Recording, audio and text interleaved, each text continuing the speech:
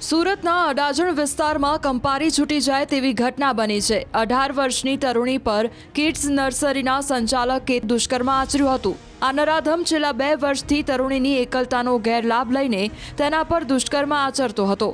બનાવ અંગેની મળતી જાણકારી પ્રમાણે નરાધમ કેતન ભોગ બનનાર તરુણીના ઘરે અવારનવાર જતો રહેતો અને પીડિતાને બળજબરીપૂર્વક દારૂ પીવડાવીને તેની સાથે શારીરિક સંબંધ બાંધવાના પ્રયાસ કરતો હતો।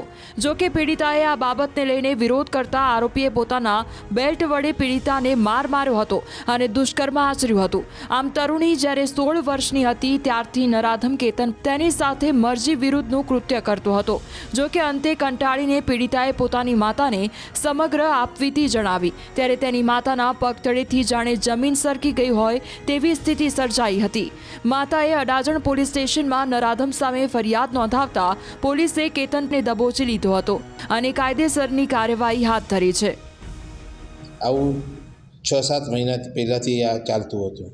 પછી આ છોકરી કોઈને કીધું નહીં, કંઈ નહીં, પરંતુ પછી 2-3 દિવસ પહેલાં એ એના મામાના ઘરે ગઈ ત્યારે એ છોકરીએ એના મામાને અને એના કાકા પપ્પાને કીધું તો પછી એ લોકો અડાજણ પોલીસ સ્ટેશનમાં ફરિયાદ કરવા આવેલ અને અડાજણ પોલીસે તરત જ એમની ફરિયાદ લઈ અને આ ગુનો દાખલ કરવામાં આવેલ છે અને આરોપીને પણ અટક કરવામાં આવે છે। આરોપીનું નામ કેતનભાઈ વાઘરી છે, જે આશરે 41 વર્ષનો છે અને હાલમાં આરોપીને અટક કરેલ છે।